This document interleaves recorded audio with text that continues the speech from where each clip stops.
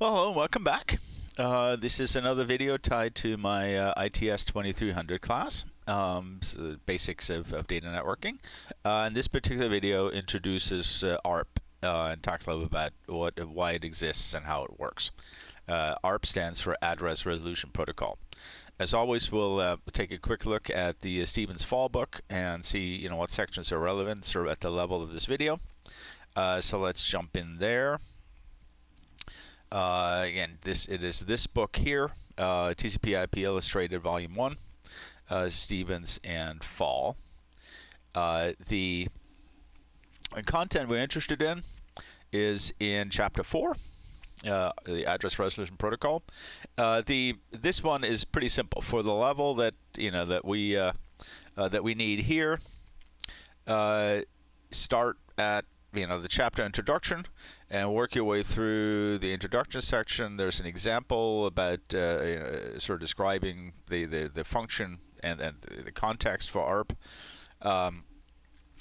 Talks about the Arp Cache, which is the storage every computer has to keep track of address mappings. We'll talk about that a little bit. And then finish with 4.4, the frame format. We'll simplify it here in the video, but there's a lot of interesting information there. And then, obviously you can read on if you're interested, but those sections, from the start of the chapter through and including 4.4, the frame format, will give you the basics of how ARP works. And then, obviously, again, we'll in the class, we'll use the lab to kind of take a look at some of the way this works a little bit. Right. So let's figure out what it is we use this for. So I might go back to my drawings here, and so what we're trying to solve here, I'm going to draw the protocol stack again.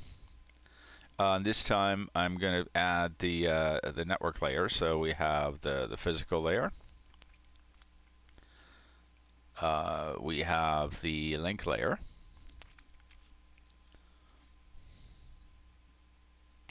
and we have the network layer.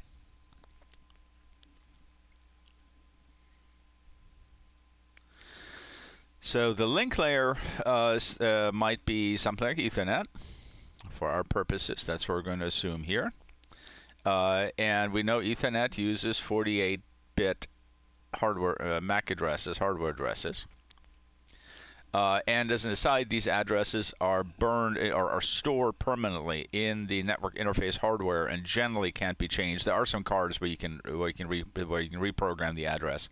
There's a special purpose server cards in most cases, but if you acquire a piece of Ethernet hardware, an Ethernet interface, it has a fixed media access control MAC address, 48-bit address for Ethernet or wireless Wi-Fi built in. At the network layer, we use either IPv4 or we use IPv6. ARP is designed to work only with IPv4. We'll come back at a later point and talk about how the same process works for IPv6. So right now we're not going to talk about IPv6 because ARP is not used there. Right, and so in a nutshell, the issue I need to resolve is an application is going to trigger an event in the operating system that ultimately causes the network layer, the IPv4 layer, to create an IPv4 packet and hand it off to the link layer saying send this.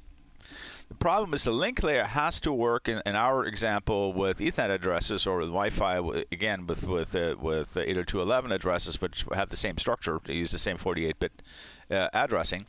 It could be other link layers are certainly possible, and each of them has their own addressing scheme. So the issue is the link layer can't use an IPv4 address. It needs to use its native hardware address to actually deliver, in this case, an Ethernet frame, which we talked about in another video, via the physical layer to the destination device. So I need a translation mechanism, and that's what ARP does. So ARP is the address resolution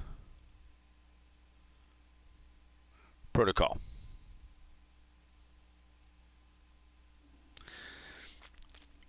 All right. So how does this work? Let's hop onto a blank screen here. So let's assume that I have a number of computer stations that are all part of the same network.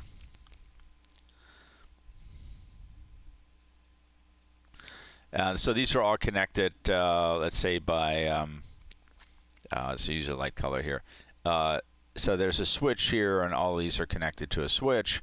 And I have one of these stations. Let's say this guy here has an IP packet that needs to be delivered, and we'll talk separately about how does the station know that this IP address is supposed to be in the same subnet.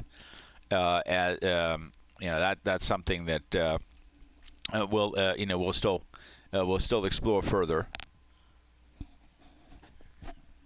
And it has to do. It's one of the applications of the IP subnetting scheme. So this station with a red dot here has determined that it needs to use Ethernet to deliver the this IP packet directly to one of the stations on the network, but it doesn't know which one. So what happens first is that this station will broadcast an ARP request packet that will reach every other station. So this is a broadcast.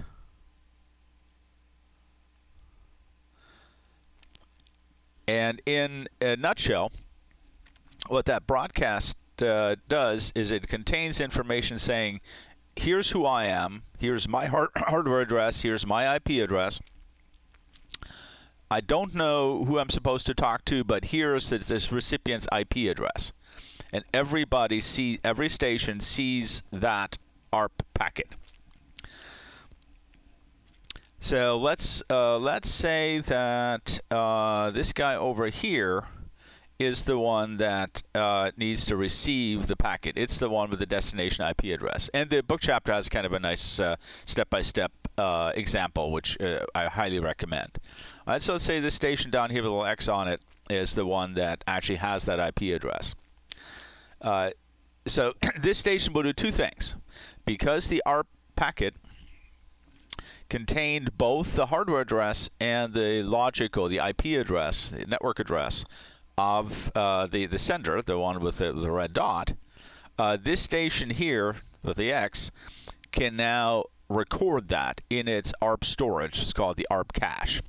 So it doesn't have to go through the same process, because remember, it has to return a response to this ARP request.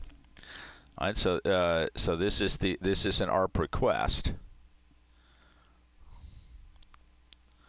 So the station that actually matches the requested IP address now has to reply.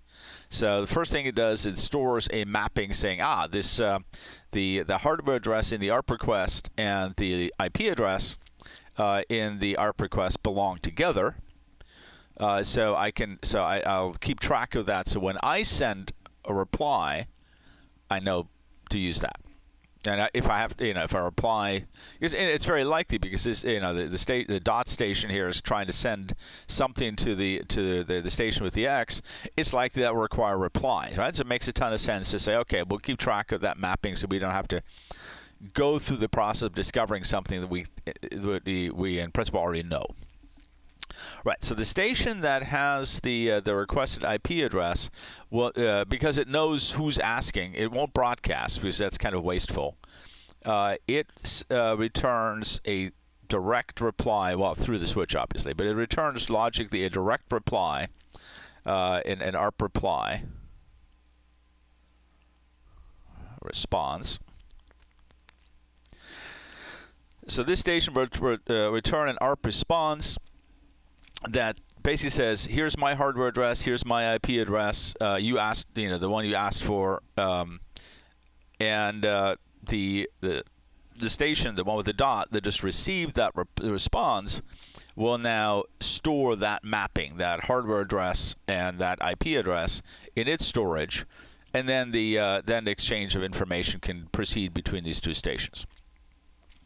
All right, so to make this happen, the Arp frame, which is an Ethernet frame, the Arp frame contains the Arp frame contains some information that you can see in the book. I'm not going to go through it here in the video to keep this at a decent length. Most of this information has to do with the fact that Arp can be used to translate on a network that is broadcast capable. You can use Arp to broadcast a request using any type of network address and any type of hardware address. The fact that we mainly use IPv4 and MAC addresses is simply a side effect of what right now the most common technology is. But the design of the protocol says you can translate anything to anything, any network address to any hardware address. So there have to be some fields here to say, what type of address are you asking for? What type of hardware address are we using? And then there are 4 fields. Let's start here. So there, the sender sends its IP address, and the sender sends its MAC address. Again, this could be different, but in most cases, that's what we would see. So the sender includes its IP address and its MAC address. That way, the recipient of the broadcast, if that is a broadcast, can do the mapping. The same frame is used for both the request and the response, I should say. So, this first pair here is what gets recorded, and then.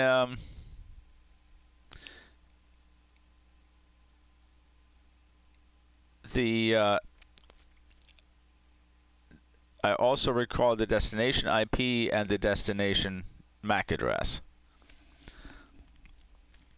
All right. In the Arp request, the whole point of the Arp request is that I don't know the destination MAC address. Right? I know my own MAC address, the sender.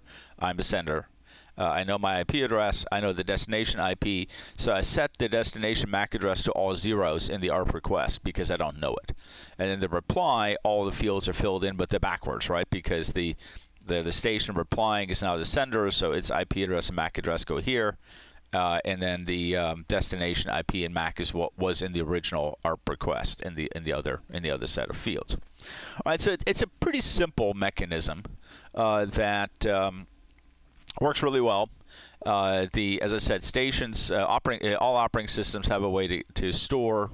The technically is called the cache. To store the IP to mappings for a certain period of time. So this stuff doesn't happen all the time. And most operating systems have a way to display the Arp cache. There's some examples in the book that show that for 1 or 2 operating systems how to display that. So at any given point in time, your computer probably, depending on the size of the network you're on, probably has several dozen mappings stored that it's used at one point or another. There are a lot of sort of subtle details about when to delete an entry out of your cache, when to update the cache if you see traffic going by. All of those, some of those are security related. Arp can be exploited in some ways by basically spoofing a station, saying no, it's not that station, it's me, and then you receive traffic that really was designed for somebody else or destined for somebody else. So there are a lot of subtleties that are in the later sections of the book that go beyond sort of the simple outline. What we need for at this level is we sort of basically know mechanically how this protocol works. Before I wrap up here, so a quick note on IPv6. IPv6, in the IPv6 design, because the ARP is so broadcast heavy, an attempt was made to avoid broadcasting, which means you have to be a little bit more clever about how you do these things. It takes advantage of multicasting, which was given a much more prominent role in IPv6. And so later on, at a future time, we'll talk about one of the support protocols called ICMP. And for IPv6, there's a functionality built into ICMP that basically takes over and replaces what ARP does for IPv4. So even though in theory I could use ARP in IPv6, we don't. The standards basically say do this other thing instead of using ICMP. So you won't see ARP used in IPv6.